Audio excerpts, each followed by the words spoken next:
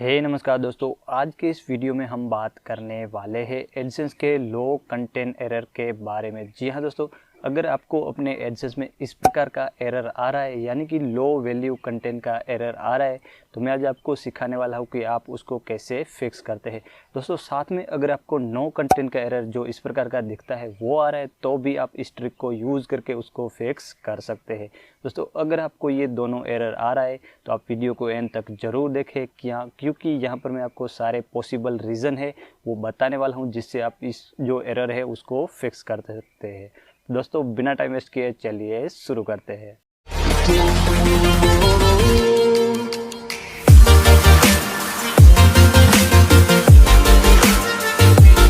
दोस्तों वीडियो शुरू करने से पहले जो लोग भी हमारे चैनल पर न्यू है वो नीचे का लाल बटन दबाकर चैनल को सब्सक्राइब जरूर कर ले। अब दोस्तों यहाँ पर मैं आपको लो वैल्यू का जनरल मीनिंग बता देता हूँ। तो लो वैल्यू कंटेंट का मीन्स होता है कि आपका कंटेंट है वो वैल्यूबल नहीं है, पर ये है वो जनरल मीनिंग है, ऐसा बिल्कुल नहीं है। यहाँ पर कई सारे लोग 20 या 30 पोस्ट डाल देते हैं जो 500 या फिर 1000 वर्ड्स की होती है, फिर भी उनको एरर आता है। उनका कंटेंट है वो बहुत ही वैल्यूबल होता है, फिर भी उनको एरर आता है। तो ऐसे में ये प्रॉब्लम है वो किस रीज़न से आती है वो यहाँ पर मैं आपको बताने वाला हूँ, और उनको कैसे सोल्व करना है वो भी बताऊँगा। तो दोस्तों यहाँ पर जितने भी पॉसिबल रीज़न है वो 3 है, और ये जो 3 एरर है वो आपने फिक्स कर लिए तो आपको कभी भी लो वैल्यू कंटेंट का एरर या फिर नो कंटेंट का एरर है वो कभी भी नहीं आएगा। तो यहाँ पर दोस्तों सबसे पहले हम बात करते हैं सबसे पहले रीज़न की। तो पहला रीज़न है वो आपका साइट मैप और रोबोट txt फाइल है वो। तो दोस्तों यहाँ पर जो साइट मैप है वो ब्लॉगर का कुछ इस प्रकार का होना चाहिए, और आपकी roboto.txt फाइल है वो कुछ इस प्रकार की होनी चाहिए। अगर ऐसा नहीं है तो आप अपनी जो फाइल है वो अभी चेंज कर दीजिए। मैंने ऑलरेडी वीडियो बना रखी है कि किस तरह बनाते हैं, और आपने जिस स्क्रीनशॉट में देखी वैसी आप अपनी फाइल है उसको कर दीजिए, तो आपकी दोनों चीज़ें हैं वो सही हो जाएगी। अब मैं आपको ब्लॉगर में बता दूं कि आपको वेबमास्टर टूल में जाना है, और वहाँ पर sitemap.xml करके आपको अपना साइट मैप सबमिट कर देना है। बस बिल्कुल इतना ही करना है, तो आपका साइट मैप है वो वेबमास्टर टूल में भी सबमिट हो जाएगा। अब हम बात कर लेते हैं वर्डप्रेस वाले के लिए। तो वर्डप्रेस में कई लोग क्या करते हैं कि अपनी जो robot.txt फाइल है वो जनरेट नहीं करते हैं। तो आपको अपनी जो robot.txt फाइल है वो जनरेट कर लेनी है, और दूसरा आपको साइट मैप कैसे जनरेट करना है वो बता देता हूँ। तो आपका साइट मैप है ऑलरेडी जनरेट हो जाता है योस्ट एसईओ प्लगइन या फिर रैंक मैथ में, तो वो आपको फिर से जाकर वेबमास्टर टूल में आपको नहीं सबमिट करना है। अगर आपके 2 साइट मैप होंगे तो भी आपको लो वैल्यू कंटेंट का एरर आएगा ही आएगा। तो आप पहले अपनी जो साइट है उसका यूआरएल है वो गूगल में डालें, उसके पीछे आपको sitemap.xml जो यहाँ पर दिख रहा है उस प्रकार से आपको सर्च करना है। अगर आपका साइट मैप बना होगा तो आपको तुरंत ओपन हो जाएगा, अगर नहीं बना है तो आपकी साइट 404 एरर में ओपन होगी। तो आपको अपना 404 एरर सोल्व करके अपना साइट मैप जनरेट कर लेना है, और अगर आपका ऑलरेडी जनरेटेड है तो आपको वेबमास्टर टूल ने सबमिट नहीं करना है।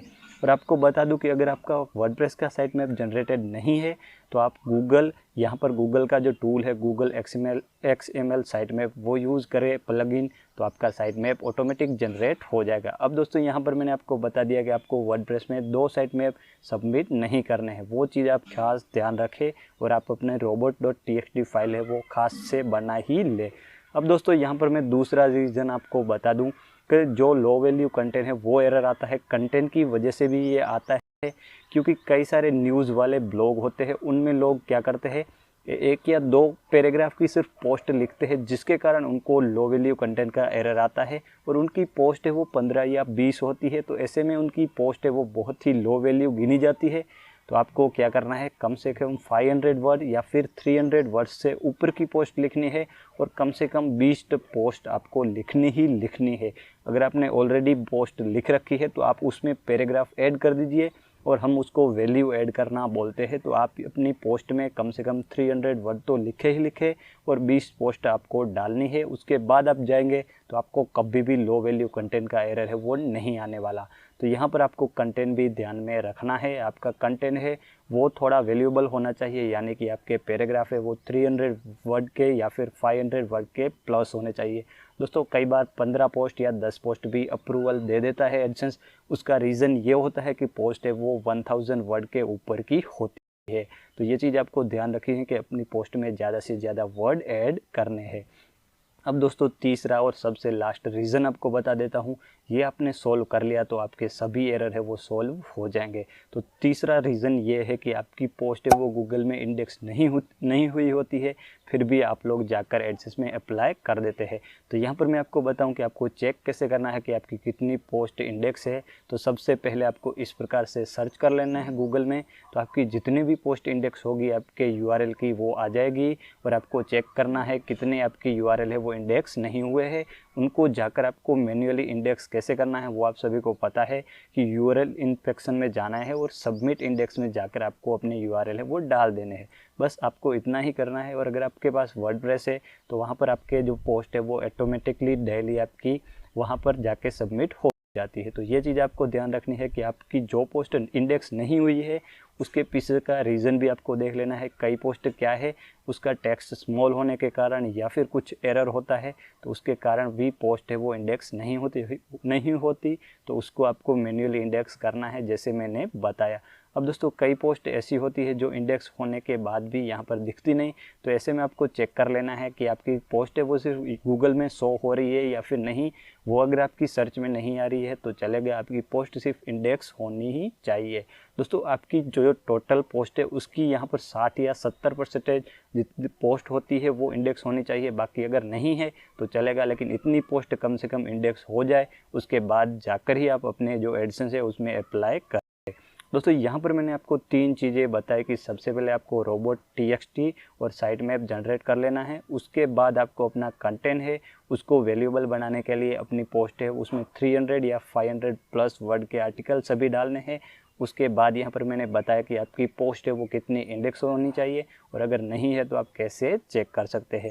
दोस्तों ये तीनों चीज़ें आपने कर ली तो आपको कभी भी ये कंटेंट वाले एरर है वो कभी भी नहीं आएंगे। आपका जो भी कंटेंट वाला एरर है वो आपका सॉल्व हो जाएगा, और आपका कंटेंट सही होगा तो आपको एडसेंस का अप्रूवल है वो भी मिल जाएगा।